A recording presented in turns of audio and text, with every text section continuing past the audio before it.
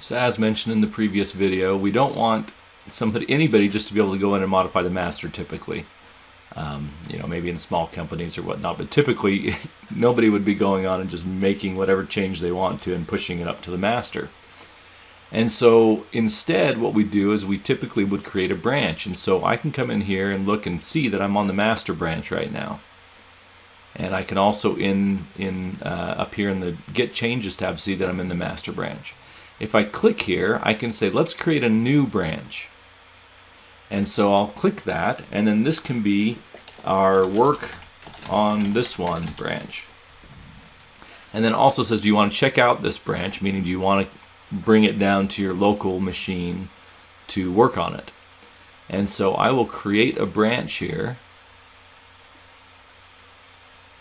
and then notice now that what I'm working on is the work on this one. Now I can change and say I want to work on the master instead, but I'm going to say I'm going to work on this one branch. Okay. Now from the Evil Hilton side, that typically would be the one. So I wouldn't have them. Let's say I'm the administrator. Professor Hilton's the administrator. So I wouldn't have Evil Hilton typically working on the master branch, and so I would tell him, hey, the branch you're going to work on is work on this one branch. Now, as you get into the paid versions of GitHub, you can actually restrict it to who can modify what. But in the free version that we're using, it just has to be kind of based on the honor code. Like, hey, don't get in and mess around with the master branch. So as you work with your teams on projects and you're using the public repository, then just have it be understood there's going to be someone designated, or some more than one person designated, to make the updates to the master branch. But in the meantime, we're going to work on this other branch that's the version 2 or whatever we want to call it, that we're going to work on while we make changes that then get pushed up to that master branch. So with that, let's jump back to Evil Hilton, and he'll go make some changes to the master branch, and we'll see what happens from there after he makes changes. What's the kind of the appropriate process to handle that and to make those changes in a way that is going to be, I guess, kind of secure and reliable with modifying that master branch. Evil Hilton, over to you. All right, Evil Hilton here. So I made a bunch of changes. I pushed those up to the master. We just decided that it probably wasn't a good idea for me to be able to just make a bunch of changes like this to the master file. And so what I'm going to do is I'm going to do a sync, which is going to pull first and then push, which is always a good idea, right? Bring those files down and then push them. And so I'm going to do that little sync. We're going to get that, and I should be able to see now that there is a branch. Let's see. Oh, on the remote.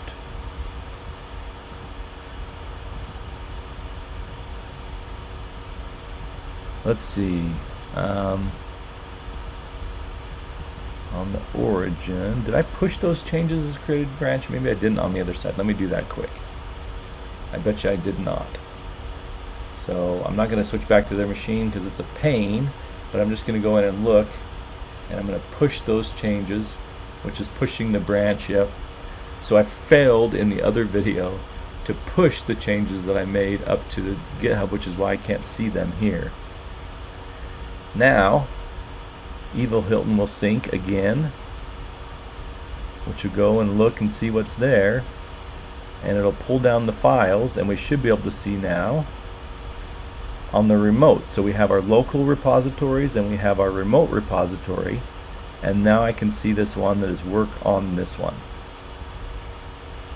So this is the one I'm going to use to do my work. It's going to switch. We're going to see that change, and all this information will change for it. And now here's the one that I can come in and do the work that I'm going to do. So I'm going to come in here and do some more stuff. So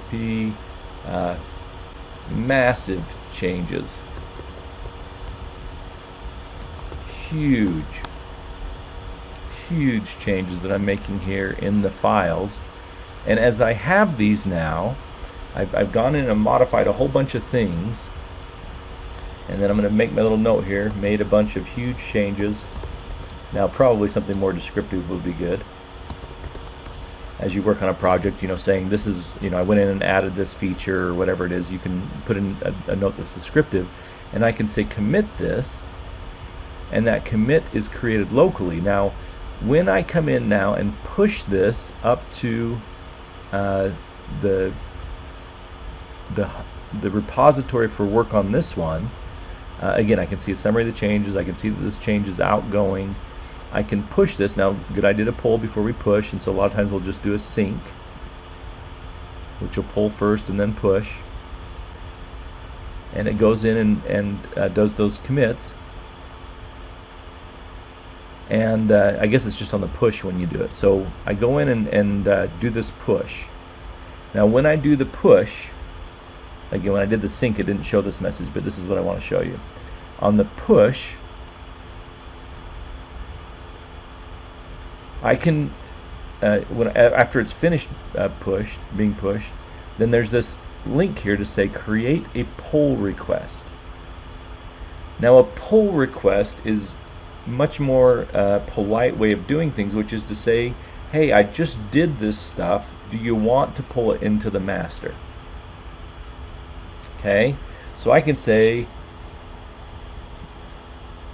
create a pull request, which will pull it up here on GitHub, and I can say, hey, I just finished that major feature that we were wanting on our web app. And I can say, let's go create a pull request. And I'm saying the stuff that I've done in the work on this one, I'm requesting that we add this into the master.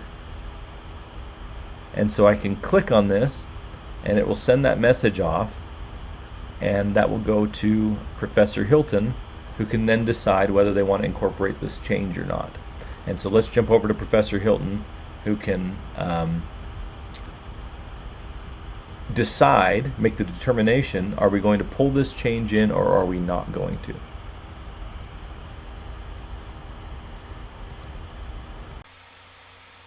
So back to Professor Hilton, just notice, by the way, on that push that I did after I created the new branch, it says create a pull request. And so each time we do a push, it will ask us, do you want to create a pull request for the other individual to, the administrator to go in and look at and see if they want to incorporate that. And so as I come in now as the administrator, I can come in and look and see in this in my repository that I have a pull request. And so I can come in and look at this and say, okay, Evil Hilton has proposed that I make this change here, so let me go look at it. Okay, so Evil Hilton says that they just finished up that major feature they were wanting on the app, and as we go look and see, here was the commit, the file changed, and I mean, just how cool is this? It shows, okay, these are the changes that were made to the file. We have, these massive changes that we put in, and so we can come in, review these changes, decide, there's lots more to this that we won't get into. But ultimately what we decide is, do we want these changes to be incorporated into our project? And so as I look, let's see, so I can approve these changes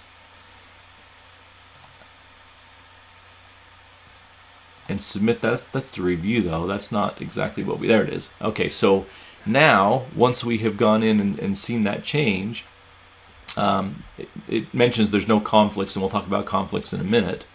But as I look at these changes, I can come in and say, yeah, let's merge these. Let's put them together. And so I can say merge that pull request, which is going to take and put the changes that were made in the work on this one branch and bring them into the master program. So it shows there, Evil Hill wants to merge one commit from the master into work on this one. I can merge those pull requests, confirm the merge, and then it will bring that code, those changes that were made, into that master branch in order to pull it all together. All right, I think I'm probably pretty close on time, so I'll go ahead and stop there. And we'll continue on in the next video, figuring out what do we do if two people make changes at the same time to the same file.